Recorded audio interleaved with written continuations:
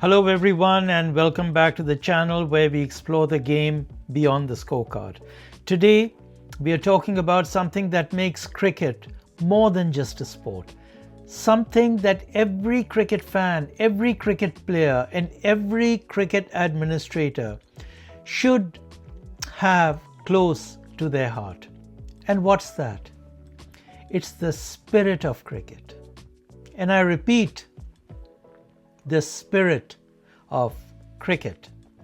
This is something you may hear commentators mention now and then. You may sometimes see it written on dressing room walls or somewhere.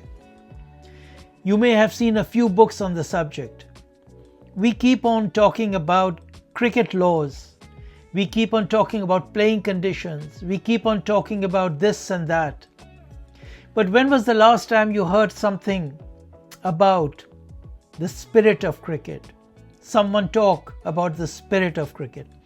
I honestly can't remember. Yet this is the essence of cricket, the heartbeat of cricket. So what does this mean? What does the spirit of cricket actually mean? The MCC, the Malibon Cricket Club, is the custodian of the laws of cricket. If you go on the MCC website, you will see the laws of cricket. The preamble, the precursor to the laws of cricket contains what is the spirit of cricket. And according to the MCC, the custodian of the laws of cricket, the spirit of cricket is what gives our sport much of its unique culture, appeal, enjoyment, and so much more. Yes, the rules and the laws of cricket are important, obviously. But cricket is meant to be played not only according to those laws, but also within its spirit. And what's that spirit? At its very core, it's about mutual respect. Respect your captain, your teammates, your opponents, and the authority of the umpires. Basically, respect each other. And it doesn't matter who you are, whether you're an administrator or a player, there has to be mutual respect. So that's one. The spirit of cricket means playing hard, but playing fair. Remember, while it is also about winning, you need to win fairly and play the game fairly. It's about accepting the umpire's decision, even when it feels unfair, because the integrity of the game and respect for the officials is bigger than any single moment.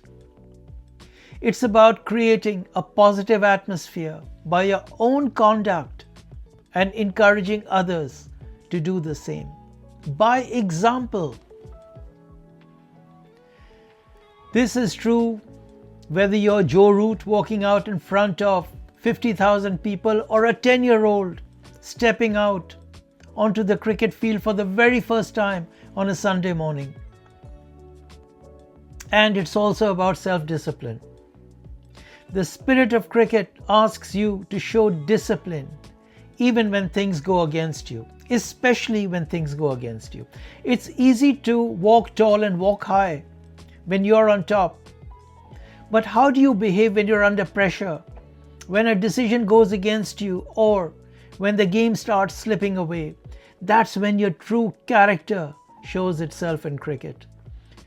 Look, think about that moment when you nick one behind, the umpire doesn't give it, and you know you're out.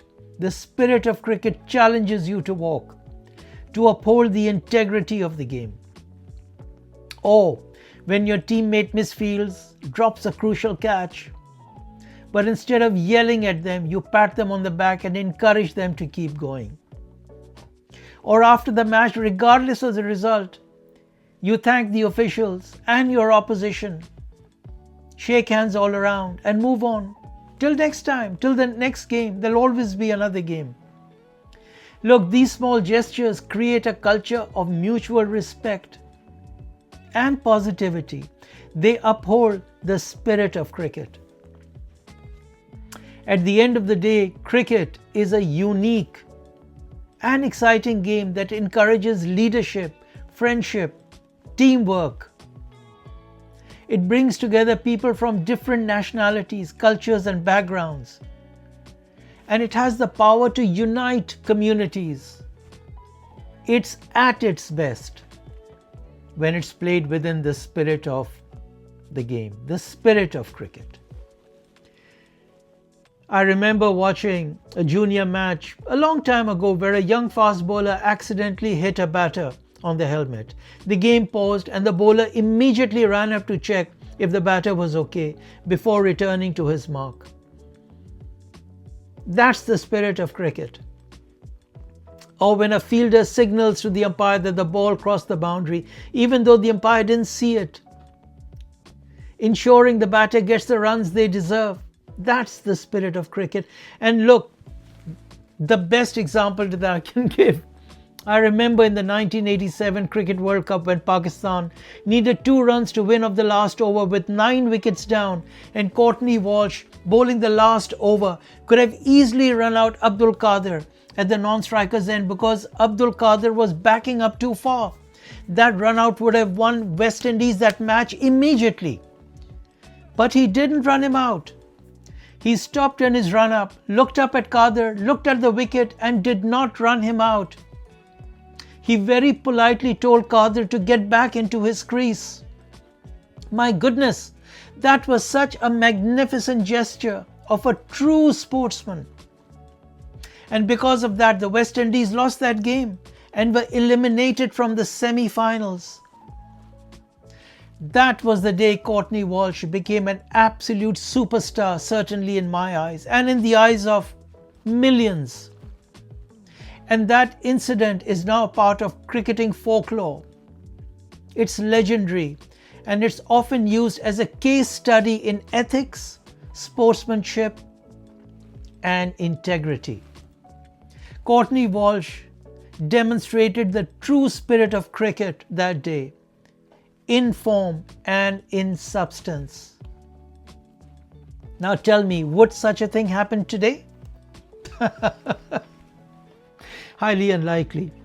In fact, it's more likely that if someone did what Courtney Walsh did today, he will probably never be picked for his side again, because today it's all about money, winning, power, and other values that actually go against the spirit of cricket. Sad, but true. Look, cricket is bigger than winning or losing. It should be about how you play the game and how you treat others while playing it. And as players, coaches, officials, parents, and fans, we all collectively share the responsibility of upholding that spirit. And that goes for the game's administrators as well. In fact, it especially goes for the administrators who are in a position of power and can influence the game through their actions. They therefore, more than anyone else, need to understand the responsibility that the spirit of cricket places on their shoulders. You can't take this lightly. They should not make popular decisions, political decisions, but they should make the right decisions and intervene where it's required. Intervene where they know something is happening that is wrong. Guys, don't be legalistic. Uphold the spirit of the game. Do what's right. Do what the spirit of cricket calls for. And look, if we all do, we will make sure that cricket stays the beautiful, respectful, and deeply unique and deeply human game that it is. Look, I'd love to hear your stories of moments when you saw the spirit of cricket in action, when someone demonstrated that in front of you. Look, send me a message, leave a comment, and let's keep this conversation going, because this is a subject that is very close to my heart. So, Thank you all for listening, and if you enjoyed this episode, don't forget to follow, subscribe and share this channel and this episode with a fellow cricket fan. Remember, it's not just about how you play, but how you behave while playing. Okay? Till next time.